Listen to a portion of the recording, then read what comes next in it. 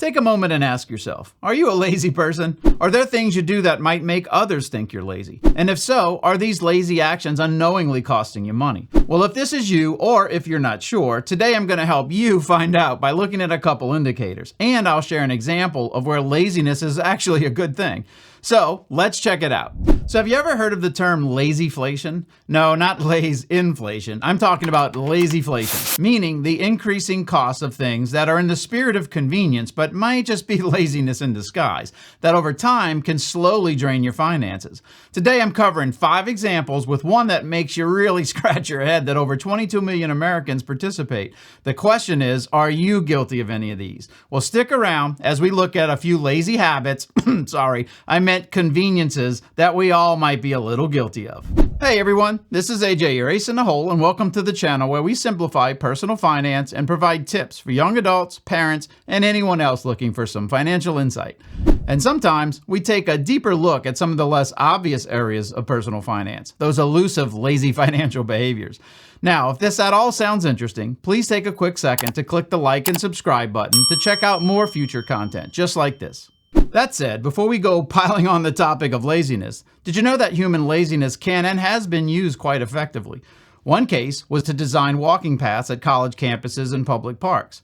Referred to as desire paths, this phenomena involves the creation of informal trails created by foot traffic over time, which naturally reveals the preferred travel route between 2 points. In other words, the most desired path, which often bypasses designated engineered pathways. As legend has it, one of the first documented uses was during the construction of campus walkways at Ohio State University.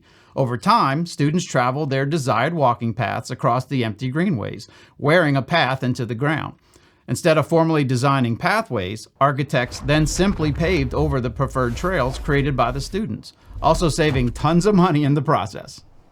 So on one hand, laziness is not always a bad thing, at least when it's used for the sake of efficiency. However, when laziness, often confused with convenience, starts to negatively impact your personal finances, that's a different story. Now let's talk about what that looks like, as this is more about an overall mindset that can sneak up on you, unknowingly leaving a trail of breadcrumbs, or in this case, dollars behind. Now, let's have a look. Now, fair warning, I know quite a few that are guilty of some of these, and you may be as well, and I know I've had my moments. But don't get upset. This is about recognizing and overcoming these types of behaviors. The perceived notion of convenience, which might just be laziness in disguise, slowly draining your finances over the course of time. Or, as I said earlier, lazyflation. Now, this list provides just a few examples that can expose a hidden underlying mindset that's really the issue, one that could be costing you thousands of dollars in the long run. Let's start the list off with the elephant in the room and one of the most common lazyflation items, which is food delivery. Now, I'm not talking about the edge case where you unexpectedly had to work late, had a flat tire on the ride home, only to have your boss call with some urgent after-hours work, taking up your entire evening. In that case, maybe order out. However, that's not the situation for the majority using food delivery service. And in most cases, the restaurants are mere minutes from home. I've even known some that DoorDash Starbucks coffee. Really? In some cases, after fees and a tip, you might be paying double for a meal. Right out of the gate, this might just be one of the most glaring examples of lazyflation. Take a few minutes, get out of the house, and go pick it up yourself. Another example of which many are guilty is paying for lawn service when you could just cut your own grass. Again, convenience or just being lazy. Almost everyone I know that does this typically has the same response, which is they either don't have the time or that their time is better spent doing something else. Are you guilty of this one? And if so, what's your rationale? Let me know in the comments below. Now, while saving time can be a valid reason, I'll explain where this idea falls apart for just about everyone in a moment. And keep in mind, there are other benefits associated with doing your own yard work. For example, not only is it a way to save money, but it's a great way to get some sun and exercise, free of charge and without having to waste additional time in doing so. Sticking with this theme are car washes, and worse yet, monthly wash subscriptions.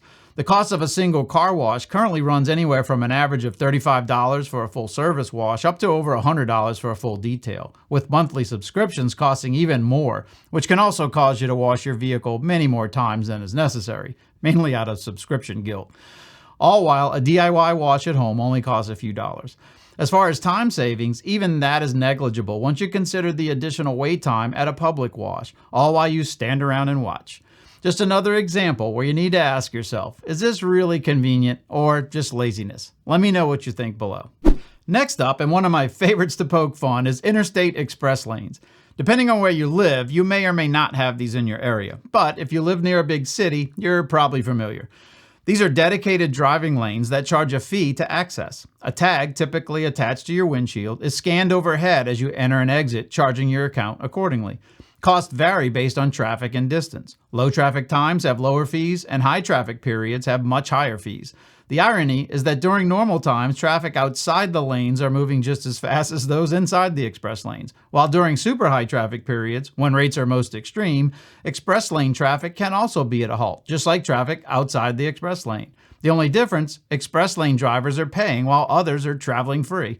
This is a great example of perceived convenience, draining your finances for no benefit. Simply plan your route, leave on time, and save your money. Now, this next one is the one I mentioned at the beginning that really makes you scratch your head.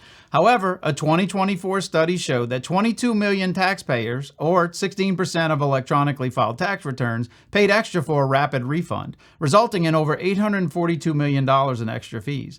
Expediting a tax refund comes either in the form of a high-interest loan known as an RAL or a refund anticipation loan, or most commonly with a refund anticipation check or RAC with flat fees that can average around $50. While this might not seem like a lot, it could be a large portion if your refund is only a couple of $100s. But it's not so much the amount here as it is the mindset. Do you really need to spend extra to speed up the return of money you never had to begin with? Chances are, if you're one of the ones that participate in such a thing, then you likely have other lazyflation practices that are leaks in your finances. For example, paying for expedited shipping charges on items that are simply not urgent. If you notice, most of these all involve time, and while most claim their time is better spent elsewhere, this is where the philosophy breaks down. A common claim is that if your personal time is worth more, meaning you can earn more during that time than what you're spending for convenience, then it's worth it. Well, maybe. But only if you do something with the time you save. Most don't. They pay for the service and do nothing constructive with the time they just saved. Again, convenience or just laziness. Yes, there are still some minimal expenses when doing things yourself, such as gas to run to the restaurant or purchasing a lawnmower to cut your own grass, but these pay for themselves almost immediately.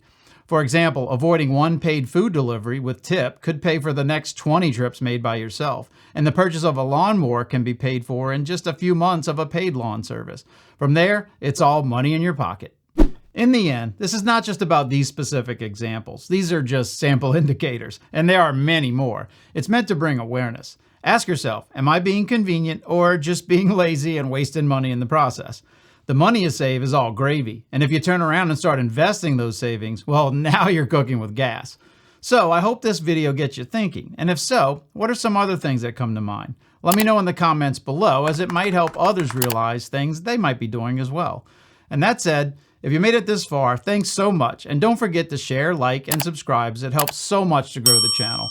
And if you want some ideas on what to do with the money you start saving by cutting some of these lazy habits, check out my video on saving and investing here. And remember, it's not how much you save, it's how early you start. This is AJ, your ace in the hole. See ya.